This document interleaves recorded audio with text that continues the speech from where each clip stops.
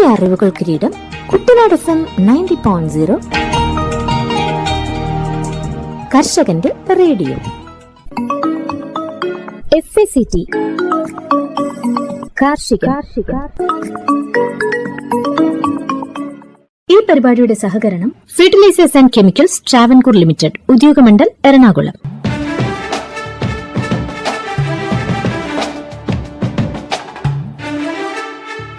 പ്രിയപ്പെട്ട കർഷക സുഹൃത്തുക്കളെ, രാസവളങ്ങളുടെ പ്രധാനമായും യൂറിയയുടെ അഭാവത്തെക്കുറിച്ച് ദിനംപ്രതി വാർത്താമാധ്യമങ്ങളിലും മറ്റും വന്നുകൊണ്ടിരിക്കുകയാണല്ലോ. ശരിക്കും ഈ ഒരു അളവിൽ യൂറിയയുടെ ആപ്ലിക്കേഷൻ നമ്മുടെ മണ്ണുകൾക്ക് വേണോ എന്ന് നമ്മൾ തിരിച്ചറിയേണ്ടതാണ്. യൂറിയയുടെ അമിത ഉപയോഗം വിളകൾക്കും മണ്ണിനും പരിസ്ഥിതിക്കും മനുഷ്യന്റെ ആരോഗ്യത്തിനും ദോഷകരമാണ്. ഫോസ്ഫറസ്, പൊട്ടാസ്യം തുടങ്ങിയ മറ്റ് നിർണായക പോഷകങ്ങളെ സന്തുലിതമാക്കാതെ നൈട്രജനു വേണ്ടി യൂറിയയെ അമിതമായി ആശ്രയിക്കുന്നതാണ് അമിത പ്രയോഗത്തിന് പലപ്പോഴും കാരണം. ഇത് ചെടികൾക്ക് കേടുപാടുകൾ വരുത്താനും വിളവ് കുറയ്ക്കാനും വെള്ളവും വായുവും മലിനമാക്കാനും ഇടയാക്കും. മറ്റു രാസവളങ്ങളുമായി താരതമ്യം ചെയ്യുമ്പോൾ യൂറിയയുടെ വില പലപ്പോഴും കുറവാണ്. ഒരു ബാഗിന് 266 രൂപ എന്നത് പലപ്പോഴും കുറവാണ് എന്ന ഒറ്റൊരു ഘടകം വെച്ച് മാത്രമാണ് നമ്മൾ പലപ്പോഴും യൂറിയയെ ഇത്രയധികം ഉപയോഗിക്കുന്നത്. യൂറിയ എന്ന് പറയുന്നത് ഒരു സ്ട്രൈറ്റ് ഫെർട്ടിലൈസറാണ്. അതായത് നൈട്രജൻ എന്ന് പറയുന്ന ഒരു മൂലകം മാത്രമാണ് ഇത് സസ്യത്തിന് പ്രദാനം ചെയ്യുന്നത്. ഈ നൈട്രജൻ പ്രദാനം ചെയ്യാൻ വേണ്ടിയിട്ട് നമുക്ക് യൂറിയയെ മാത്രം ആശ്രയിക്കേണ്ട ഒരു സാഹചര്യമില്ല. അനവധി സോഴ്സുകളിൽ നിന്ന് നമുക്ക് ഈ നൈട്രജൻ ലഭ്യമാവുന്നതാണ്. മറ്റു രാസവളങ്ങളായ NPK അടങ്ങിയിരിക്കുന്ന കോംപ്ലക്സ് വളങ്ങൾ, ഓർഗാനിക് വളങ്ങൾ, നാനോ വളങ്ങൾ, ബയോ ഫെർട്ടിലൈസേഴ്സ് ഇവയിലെല്ലാം തന്നെ ചെടിക്ക് ആവശ്യമായ രീതിയിൽ നൈട്രജന്റെ അളവ് അടങ്ങിയിട്ടുണ്ട്. അമിതമായ യൂറിയ വളപ്രയോഗം മൂലം സസ്യങ്ങളെ ബാധിക്കുന്ന ദോഷങ്ങൾ. അമിതമായ യൂറിയയിലെ ഉയർന്ന ഉപ്പിന്റെ അളവ് മണ്ണിന്റെ ഓസ്മോട്ടിക് മർദ്ദം വർദ്ധിപ്പിക്കുന്നു. ഇത് വെള്ളത്തിന്റെ ഒഴുക്കിനെ വിപരീത ദിശയിലാക്കുകയും ചെടിയുടെ വേരുകൾക്ക് നിർജ്ജലീകരണം സംഭവിക്കുകയും ചെയ്യുന്നു. സസ്യങ്ങളുടെ വേരുകൾക്ക് കേടുപാടുകൾ സംഭവിക്കാനും നശിക്കാനും സാധ്യതയാണ്. ഉയർന്ന അളവിലുള്ള യൂറിയ പ്രത്യേകിച്ച് വിത്തുകൾക്കോ വേരുകൾക്കോ സമീപം വെക്കുമ്പോൾ വിഷാംശമുള്ളതും ചെടിയെ നശിപ്പിക്കുന്നതുമാവാം. യൂറിയ മണ്ണിൽ ശരിയായ രീതിയിൽ ചേർത്തില്ലെങ്കിൽ അത് വിഷാംശമുള്ള അമോണിയ വാതകമായി മാറും. ഇത് തൈകൾക്കും ഇളം ചെടികൾക്കും ദോഷകരമാണ്. അമിതമായ നൈട്രജൻ ഇലകളുടെ സമൃദ്ധമായ വളർച്ചയെ പ്രോത്സാഹിപ്പിക്കുന്നു. എന്നാൽ ഇത് ദുർബലമായ തണ്ടുകൾ, പൂവിടാൻ കാലതാമസം, നിലവാരം കുറഞ്ഞ വിളവ് എന്നിവയ്ക്ക് കാരണമാകും. അമിതമായ യൂറിയ ഉപയോഗം വിളകളെ കീടങ്ങൾക്കും രോഗങ്ങൾക്കും കൂടുതൽ ഇരയാക്കുന്നു. അതുപോലെ തന്നെ അമിതമായ യൂറിയ ഉപയോഗം മൂലം മണ്ണിനെ ബാധിക്കുന്ന ദോഷങ്ങൾ. യൂറിയയുടെ വിഘടനം ഹൈഡ്രജൻ അയോണുകളെ പുറത്തുവിടും. ഇത് കാലക്രമേണ മണ്ണിന്റെ pH കുറയ്ക്കുന്നു. ഈ വർദ്ധിച്ച അമ്ലത്വം മറ്റ് അവശ്യ പോഷകങ്ങളുടെ ലഭ്യത കുറയ്ക്കുകയും മണ്ണിരകളെ പോലെയുള്ള ഗുണകരമായ സൂക്ഷ്മാണുക്കൾക്ക് ഹാനികരമാവുകയും ചെയ്യുന്നു.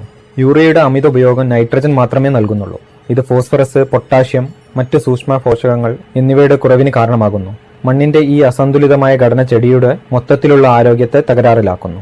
യൂറിയയുടെ അമിത പ്രയോഗം മണ്ണിന്റെ ജൈവവസ്തുക്കളുടെ വിഘടനം വേഗത്തിലാക്കുന്നു. ഇത് മണ്ണിന്റെ കാർബൺ അളവ് കുറക്കുന്നു. മണ്ണിന്റെ ഘടന, വായുസഞ്ചാരം, ജലം നിലനിർത്താനുള്ള ശേഷി എന്നിവയെ പ്രതികൂലമായി ബാധിക്കുന്നു. ചില സൂക്ഷ്മജീവികൾക്ക് വളരാൻ യൂറിയ സഹായിക്കുമെങ്കിലും അമിതമായ യൂറിയ മറ്റുള്ളവയെ അടിച്ചമർത്തുന്നു. ഇത് പോഷകങ്ങളെ ചംക്രമണം ചെയ്യാനും രോഗങ്ങളെ ചെറുക്കാനുമുള്ള മണ്ണിന്റെ സ്വാഭാവിക ശേഷിയെ ദോഷകരമായി ബാധിക്കുന്നു. വരണ്ട പ്രദേശങ്ങളിലോ നീർവാർച്ച കുറഞ്ഞ മണ്ണിലോ യൂറിയയുടെ ആവർത്തിച്ചുള്ള ഉപയോഗം ഉപ്പ് അടിഞ്ഞുകൂടാൻ കാരണമാകും. ഇത് വെള്ളം വലിച്ചെടുക്കാനുള്ള ചെടികളുടെ കഴിവിനെ തടസ്സപ്പെടുത്തുന്നു. പരിസ്ഥിതിയെ ബാധിക്കുന്ന ദോഷങ്ങൾ. നൈട്രസ് ഓക്സൈഡ്, അമോണിയ എന്നിവയുടെ ഉത്പാദനത്തിന് യൂറിയ കാരണമാകുന്നു. ഇത് ഹരിതഗൃഹ വാതകങ്ങളുടെ ഉറവിടമാണ്. നൈട്രസ് ഓക്സൈഡ് ഒരു ശക്തമായ ഹരിതഗൃഹ വാതകമാണ്. ഇത് ഓസോൺ പാളിയുടെ കുറവിനും കാലാവസ്ഥാ വ്യതിയാനത്തിനും കാരണമാകുന്നു. ഈ പരിപാടി നിങ്ങൾക്കായി അവതരിപ്പിക്കുന്നത് FACT ഉദ്യോഗമണ്ഡൽ, എറണാകുളം.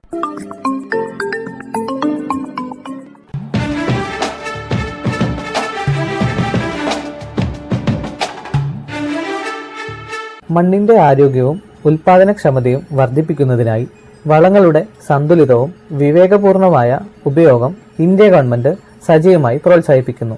2014 മുതൽ മണ്ണിന്റെ ആരോഗ്യവും ഫലപുഷ്ടിയും സംബന്ധിച്ച പദ്ധതി സംസ്ഥാനങ്ങളെ സംയോജിത പോഷക മാനേജ്മെന്റ് അഥവാ ഇന്റഗ്രേറ്റഡ് ന്യൂട്രിയൻ മാനേജ്മെന്റ് നടപ്പാക്കുന്നതിൽ സഹായിക്കുന്നു.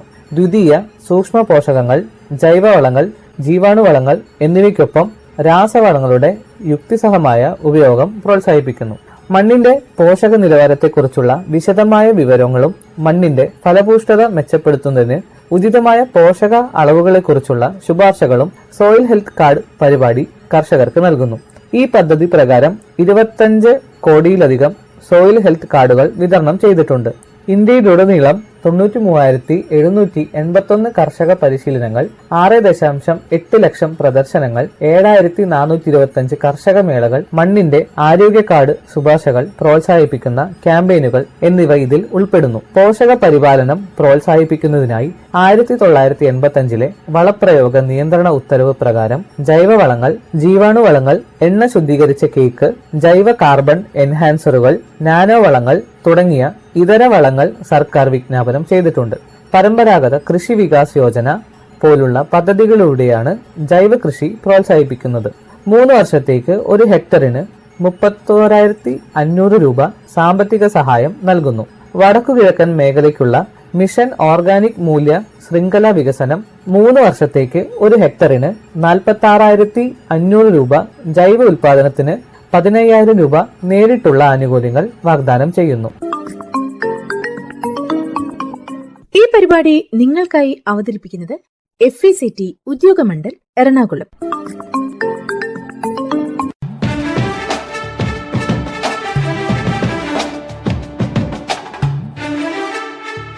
ഇന്ന് നമുക്ക് ജാതി കൃഷിയും അതിന്റെ ശാസ്ത്രീയ പരിപാലനത്തെ പറ്റി പരിചയപ്പെടാം. ജാതി കൃഷി എന്നും കർഷകന് ഏറെ പ്രതീക്ഷ നൽകുന്നതും ഒപ്പം ആകർഷണീയവുമായ ഒന്നാണ്.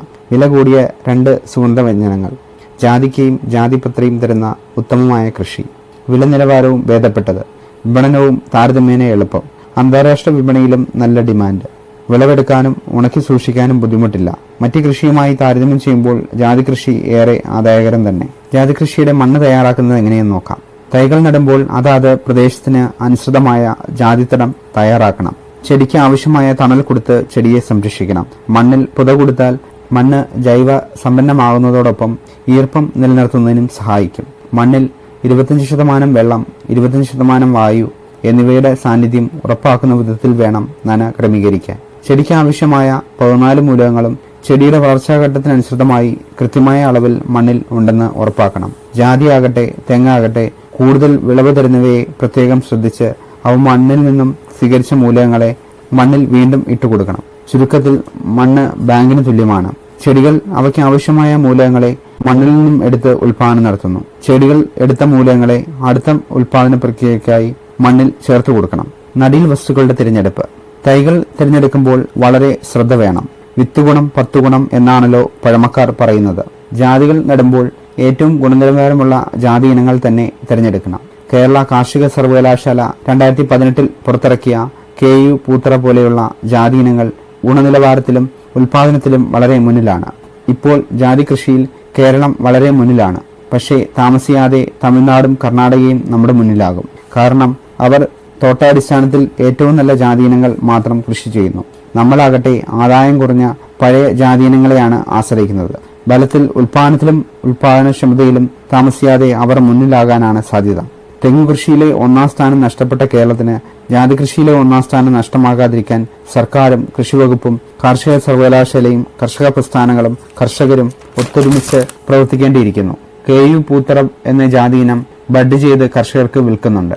നാടൻ ജാതിയിൽ മാത്രം ബഡ് ചെയ്ത ഈ ഇനം നട്ടാൽ അതേ വർഷം തന്നെ പൂവിടുന്നു. കായ്കൾ കുലകളായി ഉണ്ടാകുന്നു. നന്നായി ഉണക്കിയ 65 മുതൽ 70 കായകൾ കൊണ്ട് 1 കിലോ തൂക്കം കിട്ടും. 300 പത്രികയുടെ തൂക്കം 1 കിലോ വരും. ജാതി കൃഷിയെ സംബന്ധിച്ചിടത്തോളം നന വളരെ പ്രധാനമാണ്. നന കൊടുക്കാത്തതുപോലെ തന്നെ അമിതമായ നനയും ചെടികൾക്ക് ദോഷമാണ്. നമ്മുടെ കാലാവസ്ഥ അനുസരിച്ച് ജൂൺ മുതൽ നവംബർ വരെ മഴക്കാലമാണ്. ഈ 6 മാസം അമിത വെള്ളത്തിന്റെ ദോഷത്തിലാണ് ജാതിമരങ്ങൾ. ബാക്കിയുള്ള സമയത്ത് കൃത്യമായ നന കൊടുത്ത് മണ്ണിലെ ഈർപ്പം നിലനിർത്തിക്കൊണ്ട് മണ്ണിലെ വായു സഞ്ചാരം ഉറപ്പാക്കണം. ഏറ്റവും കുറച്ച് വെള്ളം കൊണ്ട് തടത്തിന്റെ എല്ലായിടവും ഒരുപോലെ നനയ്ക്കാൻ പറ്റിയതാണ് മിനി സ്പ്രിംഗ്ലർ സംവിധാനം. വളപ്രയോഗം. ചെടി സ്വീകരിച്ച് ഉൽപാദനം നടത്തിയ വളം എത്രയാണെന്ന് നമുക്ക് അറിഞ്ഞുകൂടാ. അതുകൊണ്ടാണ് നാം മണ്ണ് പരിശോധനയെ ആശ്രയിക്കുന്നത്. മണ്ണിനെ അറിയുന്ന കർഷകർ ഒന്നിടവിട്ട വർഷങ്ങളിലെങ്കിലും മണ്ണ് പരിശോധിച്ച് അതിന്റെ അടിസ്ഥാനത്തിൽ വളപ്രയോഗം നടത്തുന്നതാണ് ഉത്തമം. കുറഞ്ഞ അളവിൽ മാത്രം വേണ്ടത് 8 മൂലകങ്ങളാണ്. മണ്ണ് പരിശോധനയുടെ അടിസ്ഥാനത്തിലോ ചെടി കാണിക്കുന്ന ചില അടയാളങ്ങൾ അനുസരിച്ചോ മാത്രം വളം ചെയ്താൽ മതി.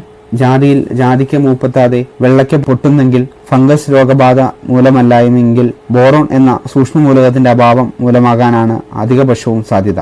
ഈ വളങ്ങൾ എല്ലാ അമിത മഴക്കാലം ഒഴിവാക്കിയുള്ള സമയത്ത് 2 or 3 തവണയെങ്കിലും കൊടുക്കണം. ജൈവവളങ്ങൾ സൂക്ഷ്മ മൂലകങ്ങളുടെ നല്ല സ്രോതസ്സാണ്. ട്രൈക്കോഡർമ ചേർത്ത് സമ്പുഷ്ടീകരിച്ച ചാണകപ്പൊടി സ്യൂഡോമോണാസ് തുടങ്ങിയ ജൈവ രോഗനിയന്ത്രണ മാർഗങ്ങൾ പതിവായി പ്രയോഗിക്കുന്നത് സസ്യാരോഗ്യത്തിന് ഏറെ ഉത്തമം തന്നെ. മണ്ണിനെ കൂടുതൽ ജൈവസമ്പന്നമാക്കാൻ വേനൽക്കാലത്ത് ജീവാമൃതം ഉണ്ടാക്കി പുളിപ്പിച്ച് നേർപ്പിച്ച് ജാതി തടങ്ങളിൽ ഒഴിച്ചു കൊടുക്കാം. വിളവെടുപ്പ്. ജാതിക്കയുടെ പ്രധാന വിളവെടുപ്പ് കാലം മഴക്കാലത്താണ്. ജാതിക്ക് പാകമായി പൊട്ടി മരത്തിൽ കിടക്കുമ്പോൾ തന്നെ പറിച്ചെടുക്കുന്നതാണ് ഉത്തമം. ഏറ്റവും കുറഞ്ഞത് 2 പ്രാവശ്യമെങ്കിലും വൃത്തിയായി കഴുകി വാരി വെള്ളം തോരാൻ വയ്ക്കണം. വെള്ളം തോരുമ്പോൾ പത്രികയും കായും ശ്രദ്ധയോടെ വേർപെടുത്താം. കട്ടി കൂടിയ പത്രിക പൊട്ടിപ്പോകാതിരിക്കാനുള്ള നല്ല ജാഗ്രത വേണം. നല്ല കായും മോശം കായും വേറെ വേറെ ട്രേകളിലേക്ക് വേണം ഇടാൻ. പത്രി ഫ്ലവറായി കിട്ടുന്നത് വേറെയും പൊട്ടിയവ നിറം പോയത് തുടങ്ങിയവ വേറെയും എടുത്ത് ഉണക്കാൻ ശ്രദ്ധിക്കണം. കായ ഉണങ്ങി കുടുങ്ങി കണ്ടാലും ഒന്നുകൂടി ഉണങ്ങി വേണം സൂക്ഷിക്കാൻ. അല്ലെങ്കിൽ സീസൺ ആകുമ്പോൾ ജാതിക്ക നീറിപ്പോകാനിടയുണ്ട്. വേർതിരിച്ച് മോശം കായ വേഗം തന്നെ വിൽക്കുന്നതാണ് ലാഭകരം. പത്രിയും നന്നായി ഉണക്കി സൂക്ഷിച്ചെങ്കിലേ സീസൺ ആകുമ്പോൾ മോഹവില കിട്ടും.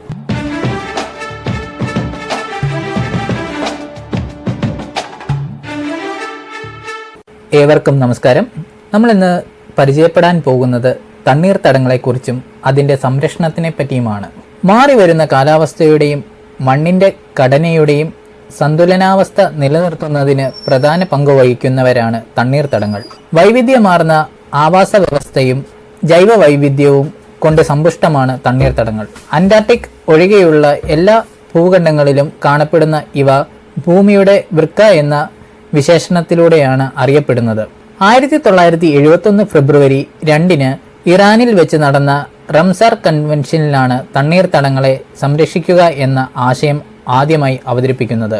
പ്രാദേശിക തലത്തിലും ദേശീയ അന്തർദേശീയ തലത്തിലും നടപടികൾ സ്വീകരിച്ച് തണ്ണീർത്തടങ്ങളെ സംരക്ഷിക്കുകയും അതിലൂടെ സുസ്ഥിര വികസനം കൈവരിക്കുകയും ചെയ്യുക എന്ന വീക്ഷണം മുന്നോട്ട് വെച്ച് നടന്ന റംസാർ ഉടമ്പടിയിൽ 2024 ആയപ്പോഴേക്കും 172 രാജ്യങ്ങൾ അംഗത്വം നേടിക്കഴിഞ്ഞു. 2220-ലധികം തണ്ണീർത്തടങ്ങൾ ഉൾപ്പെടുന്ന 214 ദശലക്ഷം ഹെക്ടർ ഭൂമിയും റംസാർ പട്ടികയിൽ ഉൾപ്പെടുന്നു.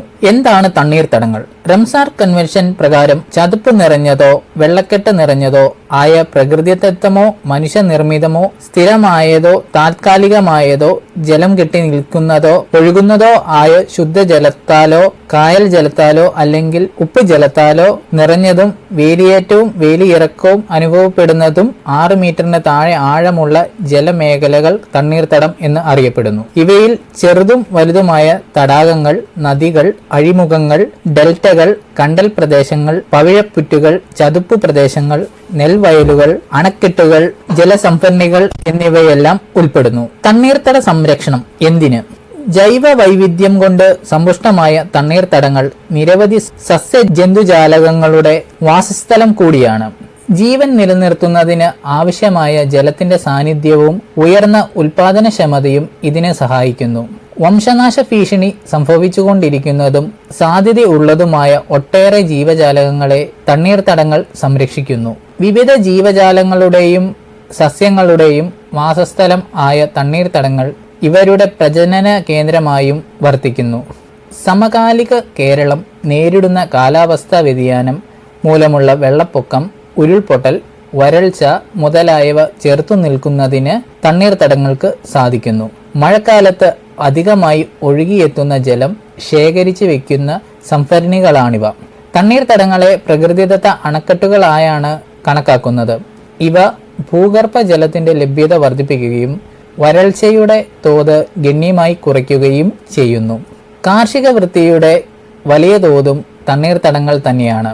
കൃഷി ചെയ്യുന്നത് ആവശ്യമായിട്ടുള്ള വളക്കൂറുള്ള മണ്ണും ഗുണകരമായ ഒട്ടനവധി സൂക്ഷ്മാണുക്കളും തണ്ണീർത്തടങ്ങളിൽ കാണാൻ സാധിക്കുന്നതിനാൽ ഉയർന്ന വിളവും അതിലൂടെ ഉയർന്ന വരുമാനവും ഉറപ്പു നൽകുന്നു. മാത്രമല്ല, കാർഷിക മേഖലയിൽ നിന്നും വ്യാവസായിക മേഖലയിൽ നിന്നും പുറന്തള്ളുന്ന കീടനാശിനികളും രാസവസ്തുക്കളും ആഗിരണം ചെയ്യുകയും ജലത്തെ ശുചീകരിക്കുകയും ചെയ്യുന്നതിനാൽ ഇവ ജൈവ അരിപ്പ എന്ന പേരിലും അറിയപ്പെടുന്നു.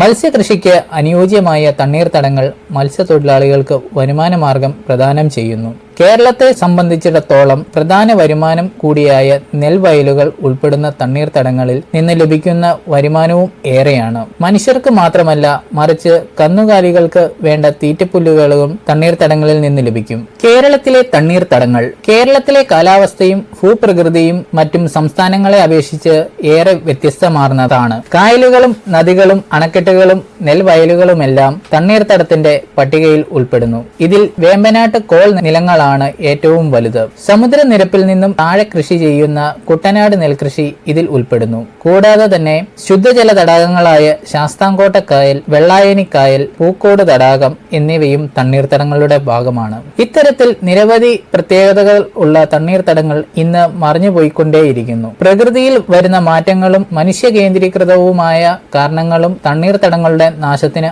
ആക്കം കൂട്ടുന്നു. വീട് വയ്ക്കുന്നതിന് വയൽ നികത്തുന്നത്, വ്യവസായവൽക്കരണം മുതലായ ജനങ്ങളുടെ കയ്യേറ്റ പ്രവർത്തികൾ എല്ലാം ഇതിന് പ്രധാന കാരണങ്ങളാണ്. രാസവസ്തുക്കളുടെ അമിത ഉപയോഗം തണ്ണീർത്തടങ്ങൾ അപ്രത്യക്ഷിതമാക്കുന്നതിന്, ഭൂമിയിൽ ജീവിക്കാൻ യോഗ്യമല്ലാതാക്കി മാറ്റുന്നതിനും കാരണമാകുന്നു. ടൂറിസം വളരുമ്പോൾ അവ തണ്ണീർത്തടങ്ങളുടെ വിരാമത്തിനു കൂടെ വഴിയൊരുക്കരുത് എന്നുകൂടി നാം ഉറപ്പുവരുത്തേണ്ടതാണ്. ഇത്തരത്തിൽ തണ്ണീർത്തടങ്ങൾ നശിക്കുമ്പോൾ അതിന്റെ ഫലം ഭൂമിയെ, ഓരോ ജീവനുകളുടെയും നിലനിൽപ്പിനെയും സാരമായി ബാധിക്കുന്നു. ഭൂമിയെ ചൂഷണം ചെയ്ത് ജീവിക്കുന്ന ഇന്നത്തെ തലമുറ മറന്നു പോകുന്നത് വരും തലമുറയുടെ ഭാവിയെയാണ്. നാളത്തെ തലമുറയുടെ നല്ല ഭാവിക്ക് വേണ്ടി തണ്ണീർത്തട സംരക്ഷണ അത്യന്താപേക്ഷിതമാണ്. ഭൂമി, ജലം, വായു എന്നിവ മലിനമുക്തമാക്കുന്നതിന് പ്രധാന പങ്ക് വഹിക്കുന്ന തണ്ണീർത്തടത്തെ സംരക്ഷിക്കുന്നതിന് അന്താരാഷ്ട്ര തലത്തിൽ വളരെ നടപടികൾ സ്വീകരിച്ച് കഴിഞ്ഞിരിക്കുന്നു. തണ്ണീർത്തടങ്ങളെ തിരിച്ചറിയുകയും അവയുടെ പ്രാധാന്യം മനസ്സിലാക്കി കാലഹരണപ്പെടുന്നത് തടയുന്നതിന് നാം ഓരോരുത്തരും പ്രവർത്തിക്കേണ്ടതായിട്ടുണ്ട്. കാരണം മാറ്റം തുടങ്ങേണ്ടത് നമ്മളിൽ നിന്നാണ്. ഈ പരിപാടി നിങ്ങൾക്കായി അവതരിപ്പിക്കുന്നത് FECT Udyogamandal Ernakulam.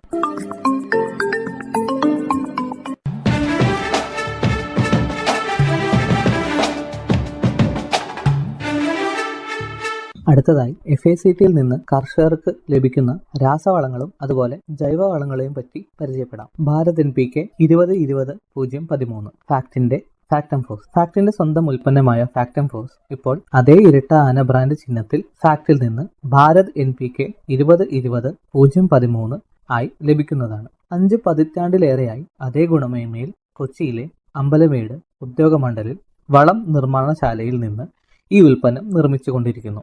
60% ammonium സൾഫേറ്റിന്റെയും 40% ammonium ഫോസ്ഫേറ്റിന്റെയും രാസ സംയോജനമായ ഈ ഉൽപ്പന്നം സസ്യങ്ങളുടെ വളർച്ചയ്ക്ക് ആവശ്യമായ നൈട്രജൻ, ഫോസ്ഫറസ് എന്നീ 2 പ്രധാന പോഷകങ്ങൾ 20% വീതം നൽകുന്നു.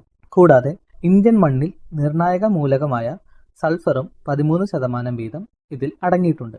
ഇത് ഗുണനിലവാരവും വിളവ് മെച്ചപ്പെടുത്തുന്നതിനും സഹായകരമാകുന്നു. നൈട്രജനും ഫോസ്ഫറസും രാസപരമായി കലർന്നതിനാൽ സമീകൃത പോഷണവും ഉപയോഗക്ഷമതയും വർദ്ധിക്കും. ഉൽപ്പന്നത്തിൽ ലഭ്യമാകുന്ന നൈട്രജൻ മൂലകം അമോണിയക്കൽ രൂപത്തിനായതിനാൽ ബാഷ്പീകരണം വഴി ഉണ്ടാകുന്ന പോഷകനഷ്ടം കുറയ്ക്കുകയും ഫോസ്ഫറസ് മൂലകം വെള്ളത്തിൽ ലയിക്കുന്നതിനാൽ വേരുകൾക്ക് പോഷകങ്ങൾ എളുപ്പത്തിൽ ആഗീകരണം ചെയ്യുവാനും സാധിക്കുന്നു.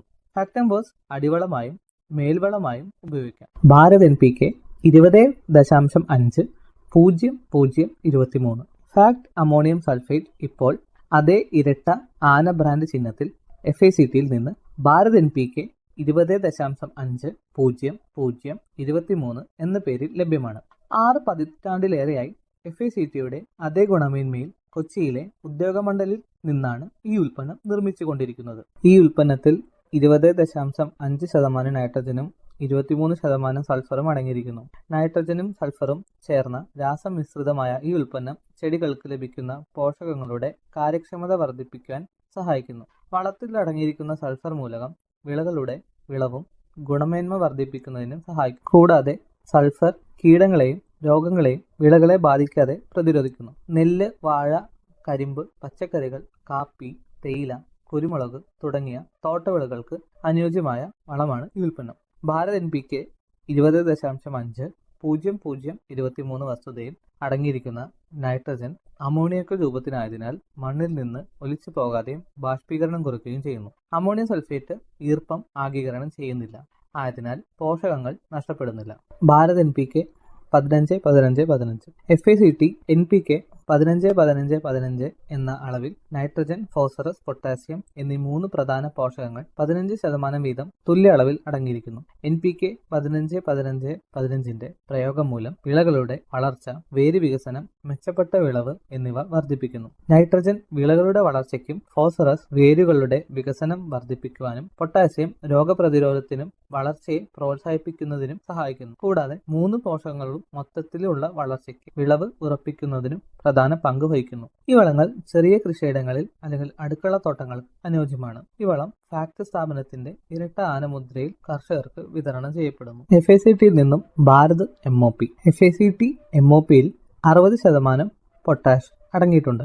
ചെടികളുടെ വളർച്ചയ്ക്ക് ആവശ്യമായ പ്രധാന പോഷകങ്ങളിൽ ഒന്നാണ് പൊട്ടാഷ്. കീടങ്ങൾക്കും രോഗങ്ങൾക്കും എതിരെയുള്ള പ്രതിരോധം വർദ്ധിപ്പിക്കാനും നൈട്രജൻ വളങ്ങളുടെ അമിതമായ ഉപയോഗത്തിൽ നിന്ന് ഉണ്ടാകുന്ന അസന്തുലിത അവസ്ഥ പരിഹരിക്കാനും വരൾച്ചയിൽ നിന്ന് വിളകളെ സംരക്ഷിക്കാനും പൊട്ടാഷ് സഹായിക്കുന്നു. ധാന്യങ്ങളുടെ വലിപ്പവും വിളവിന്റെ ഗുണനിലവാരവും വർദ്ധിപ്പിക്കാൻ പൊട്ടാസ്യം സഹായിക്കുന്നു. നിലക്കടല, സൂര്യകാന്തി തുടങ്ങിയ എണ്ണക്കുരുക്കളിൽ എണ്ണയുടെ അളവ് വർദ്ധിപ്പിക്കാൻ പൊട്ടാസ്യം സഹായിക്കുന്നു. പൊട്ടാഷ് വളം ഫാക്ട് സ്ഥാപനത്തിന്റെ ഇരട്ട മുദ്രയിൽ കർഷകർക്ക് വിതരണം ചെയ്യപ്പെടുന്നു. വാഴ, നെല്ല്, കരിമ്പ്, പച്ചക്കറികൾ തുടങ്ങിയ എല്ലാ വിളകൾക്കും പൊട്ടാസ്യം ഉപയോഗിക്കാവുന്നതാണ്. ഫാക്ട് ഓർഗാനിക് എന്നത് FCO നിർദ്ദേശങ്ങൾ പ്രകാരം വികസിപ്പിച്ചെടുത്ത് ഫാക്ട് വിപണനം ചെയ്യുന്ന ഒരു പ്രകൃതിദത്ത ജൈവവളമാണ്. ഫാക്ട് ഓർഗാനിക് മണ്ണിന്റെ ഘടന, ജലം നിർത്താനുള്ള ശേഷി തുടങ്ങിയവയെ മെച്ചപ്പെടുത്തുന്നു. ഈ ജൈവവളത്തിൽ 12% ഓർഗാനിക് കാർബണും ചെറിയ അളവിൽ NPKയും അടങ്ങിയിരിക്കുന്നു. ഇതുകൂടാതെ കാൽസ്യം, മഗ്നീഷ്യം, സൾഫർ മൂലകങ്ങളും കൂടാതെ ഇരുമ്പ്, സിങ്ക്, ബോറോൺ തുടങ്ങിയ സൂക്ഷ്മ പോഷകങ്ങളും ചെറിയ അളവിൽ നൽകുന്നു. ഫാക്ട് ഓർഗാനിക് എല്ലാ മണ്ണിലും, എല്ലാ വിളകളിലും, എല്ലാ സീസണിലും പ്രയോഗിക്കാവുന്നതാണ്. ഫാക്ട് ഓർഗാനിക്കിന്റെ ഉപയോഗം മൂലം മണ്ണിരയുടെ എണ്ണത്തിലും ഗണ്യമായ വർധനവുണ്ടാകുന്നു. കൂടാതെ മണ്ണിൽ വായുസഞ്ചാരം വർദ്ധിക്കുന്നു. അമ്ലാവസ്ഥയും ക്ഷാരാവസ്ഥയും പോലുള്ള അസാധാരണ അവസ്ഥകളിൽ നിന്ന് മണ്ണിന്റെ pHനെ ഫാക്ട് ഓർഗാനിക് നിയന്ത്രിക്കുന്നു.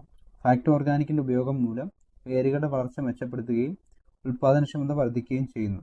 ഫാക്ട് ഓർഗാനിക് ജൈവ കൃഷിക്കും പഴം, പച്ചക്കറി തോട്ടങ്ങൾക്കും അടുക്കള തോട്ടങ്ങൾക്കും അനുയോജ്യമാണ്. ഫാക്ട് ഓർഗാനിക് പ്ലസ് ഫാക്ട് വിപണനം ചെയ്യുന്ന ഒരു കോഴി അധിഷ്ഠിത പ്രകൃതിദത്ത വളമാണ് ഓർഗാനിക് പ്ലസ്. കൂടാതെ ഈ ജൈവവളം FCO നിർദ്ദേശങ്ങൾ പ്രകാരം വികസിപ്പിച്ചെടുത്തതാണ്. ഓർഗാനിക് പ്ലസ് മണ്ണിന്റെ ഘടന മെച്ചപ്പെടുത്തുകയും ജലം നിർത്താനുള്ള ശേഷിയും വർദ്ധിപ്പിക്കുന്നു.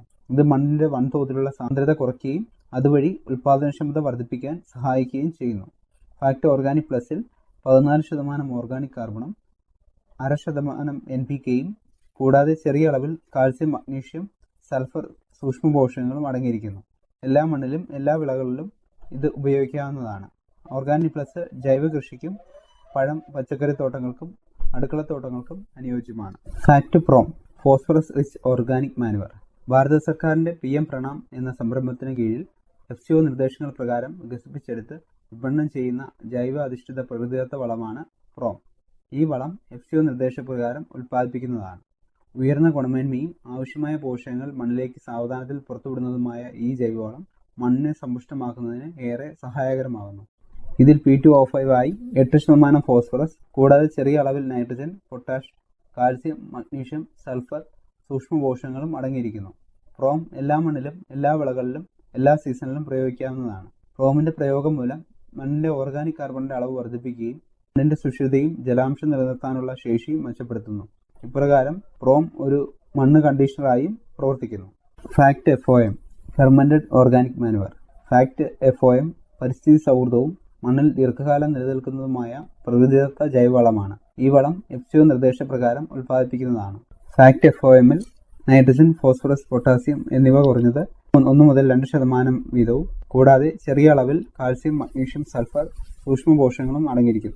മണ്ണിന്റെ ഘടനയെ പരിപോഷിപ്പിക്കുകയും ചെടികൾക്ക് പോഷക ലഭ്യത വർദ്ധിപ്പിക്കുകയും ചെയ്യുന്ന FOM ജൈവ കൃഷിക്കും പഴം, പച്ചക്കറി തോട്ടങ്ങൾക്കും അടുക്കള തോട്ടങ്ങൾക്കും അനുയോജ്യമാണ്. പ്രോം എല്ലാ മണ്ണിലും, എല്ലാ വിളകളിലും, എല്ലാ സീസണിലും പ്രയോഗിക്കാവുന്നതാണ്. FACT PDM potash derived from molasses പൊട്ടാഷിന്റെ സ്വാഭാവിക ഉറവിടം എന്ന് വിശേഷിപ്പിക്കാവുന്ന ജൈവവളമാണ് ഫാക്ട് PDM. കരിമ്പ് പിഴിഞ്ഞു കെട്ടുന്ന ശർക്കരപ്പാവിൽ നിന്നും വികസിപ്പിച്ചെടുത്ത ഈ ജൈവവളത്തിൽ 14% പൊട്ടാസ്യം അടങ്ങിയിരിക്കുന്നു. ഈ ജൈവവളം എഫ്സിഒ നിർദ്ദേശപ്രകാരം ഉൽപ്പാദിപ്പിക്കുന്നതാണ്. ചെറിയ അളവിൽ nitrogen, phosphorus, calcium, magnesium, sulphur കൂടാതെ ചെറിയ അളവിൽ സൂക്ഷ്മ പോഷകങ്ങളും അടങ്ങിയിട്ടുണ്ട്. PDM ഉപയോഗിക്കുന്നത് മൂലം ചെടികളിലെ സസ്യ ഹോർമോണുകളെ ഉണർത്തി വിളകളുടെ അഭിവൃദ്ധിക്കും അതിനോടൊപ്പം തന്നെ മണ്ണിന്റെ ഘടന, ജലം നിർത്താനുള്ള ശേഷി, മണ്ണിന്റെ ആരോഗ്യം എന്നിവ മെച്ചപ്പെടുത്തുകയും ചെയ്യുന്നു. മണ്ണിൽ ഒരിക്കൽ പ്രയോഗിച്ചാൽ സൂക്ഷ്മാണുക്കൾ പെരുകി മണ്ണിന്റെ ഫലപുഷ്ടിയും ഇതിനോടൊപ്പം വർദ്ധിപ്പിക്കുന്നു. ജൈവകൃഷിക്ക് ഏറ്റവും അനുയോജ്യമായ വളമാണ് PDM. എല്ലാ വിളകൾക്കും എല്ലാ മണ്ണിനും വിളകളുടെ വളർച്ചയെ പ്രതിരോധിക്കുന്നതിന് PDM അത്യുത്തമമാണ്.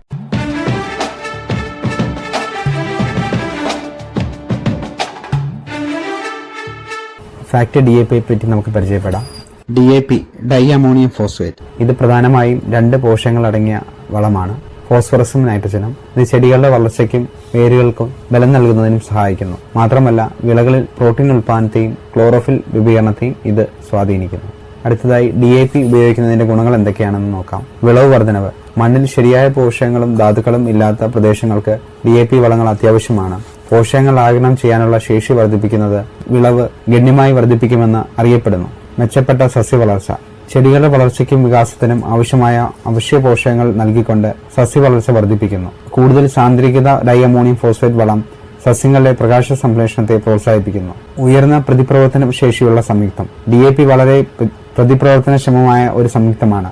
വെള്ളത്തിൽ വേഗം ലയിക്കുന്നു. സസ്യങ്ങളുടെ വേരുകളിലൂടെ ആഗിരണം ചെയ്യാൻ ഇത് എളുപ്പത്തിൽ ലഭ്യമാണ്. മെച്ചപ്പെട്ട വേര് വികസനം. സസ്യവളർച്ചയ്ക്ക് പ്രധാനമായ ശക്തമായ വേരുകളുടെ വികാസത്തിന് ഫോസ്ഫേറ്റ് അയോൺ അടങ്ങിയ ഫോസ്ഫറസ് അത്യാവശ്യമാണ്. കൂടാതെ ഈ ശക്തമായ വേരുകൾ വളർച്ചയും മറ്റു പരുക്കൻ ജലസാഹചര്യങ്ങളെയും നേരിടാൻ ചെടിയെ സഹായിക്കുന്നു. കൂടാതെ ഈ ശക്തമായ വേരുകൾ വരൾച്ചയും മറ്റു പരുക്കൻ ജലസാഹചര്യങ്ങളെയും നേരിടാൻ ഒരു ചെടിയെ സഹായിക്കുന്നു.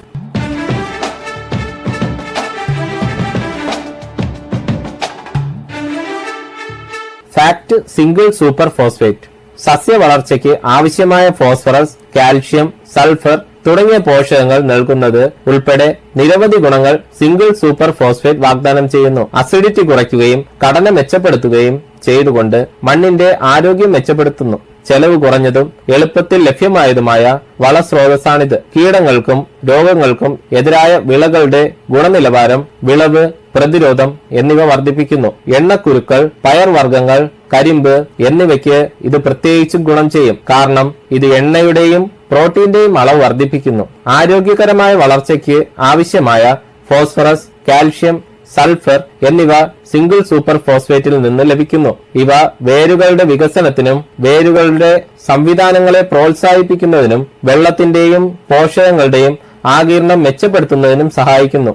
ഫാക്ട് സിംഗിൾ സൂപ്പർ ഫോസ്ഫേറ്റിൽ 16% ഫോസ്ഫറസ്.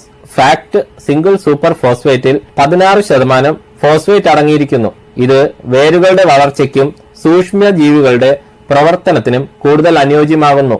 ഇവ മണ്ണിന്റെ ഘടനയെ മെച്ചപ്പെടുത്തുകയും അവ നിലനിർത്താനും വായു സഞ്ചാരവും ജലം നിലനിർത്തലും മെച്ചപ്പെടുത്താനും സഹായിക്കുന്നു. സൾഫറിന് സസ്യങ്ങളുടെ മറ്റു പോഷകങ്ങളുടെ പ്രത്യേകിച്ച് നൈട്രജന്റെ ഉപയോഗം മെച്ചപ്പെടുത്താൻ കഴിയും. Fact triple super phosphate. ഉയർന്ന ഫോസ്ഫറസ് സാന്ദ്രത, വേഗത്തിൽ സസ്യങ്ങൾ ആഗിരണം ചെയ്യുന്നതിനുള്ള വെള്ളത്തിൽ ലയിക്കുന്നതിന്റെ വേഗത, കാൽഷ്യത്തിന്റെ ഉറവിടം തുടങ്ങിയ ഗുണങ്ങൾ ഉള്ളതിനാൽ ഇവ മറ്റു വളങ്ങളെക്കാൾ വ്യത്യസ്തമായി നിൽക്കുന്നു. ഇത് ശക്തമായ വേരുകളുടെ വികസനം പ്രോത്സാഹിപ്പിക്കുകയും വിളയുടെ വിളവ് വർദ്ധിപ്പിക്കുകയും വരൾച്ചയ്ക്കും തണുപ്പിനും സസ്യപ്രതിരോധം വർദ്ധിപ്പിക്കുകയും ചെയ്യുന്നു. ട്രിപ്പിൾ സൂപ്പർ ഫോസ്ഫേറ്റ് വൈവിധ്യമാർന്നതും മറ്റു വളങ്ങളുമായി കലർത്താൻ കഴിയുന്നതുമാണ്. ഇത് വിവിധ വിളകൾക്കും മണ്ണിനും അനുയോജ്യമാവുന്നു. ട്രിപ്പിൾ സൂപ്പർ ഫോസ്ഫേറ്റിൽ 46% ഫോസ്ഫറസ് അടങ്ങിയിരിക്കുന്നതാണ്.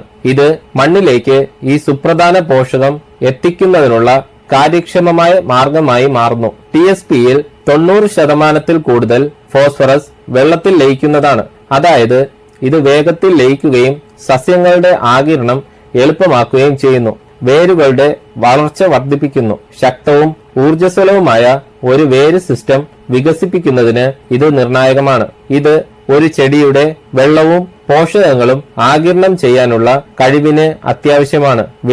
വിളവ് മെച്ചപ്പെടുത്തുന്നു. ട്രിപ്പിൾ സൂപ്പർ ഫോസ്ഫേറ്റിൽ നിന്നുള്ള മതിയായ ഫോസ്ഫറസ് മികച്ച പൂവിടൽ, കായ്ക്കൽ, ധാന്യ രൂപീകരണം എന്നിവയിലേക്ക് നയിക്കുന്നു. ഇവ സസ്യപ്രതിരോധത്തെയും വർദ്ധിപ്പിക്കുന്നു. വരൾച്ച, മരവിപ്പിക്കുന്ന താപനില തുടങ്ങിയ സമ്മർദ്ദങ്ങളെ കൂടുതൽ പ്രതിരോധിക്കാൻ TSP സസ്യങ്ങളെ സഹായിക്കും. ഫോസ്ഫറസിന് പുറമെ ട്രിപ്പിൾ സൂപ്പർ ഫോസ്ഫേറ്റിൽ കാൽഷ്യവും അടങ്ങിയിരിക്കുന്നു. ഇത് സസ്യങ്ങൾക്ക് ഒരു അധിക ഗുണം നൽകുന്ന പോഷകമാണ്. ട്രിപ്പിൾ സൂപ്പർ ഫോസ്ഫേറ്റ് ധാന്യങ്ങൾക്ക്, പഴങ്ങൾക്കും, പച്ചക്കറികൾക്കും എന്നിവയുൾപ്പെടെ വിവിധ വിളകൾക്ക് അനുയോജ്യമാണ്. ഇവ എളുപ്പത്തിൽ ഉപയോഗിക്കുകയും ചെയ്യാം. ഇവ ന്യൂട്രൽ, അസിഡിറ്റി എന്നിവയുള്ള മണ്ണിനും ഫലപ്രദമായി ഉപയോഗിക്കാം.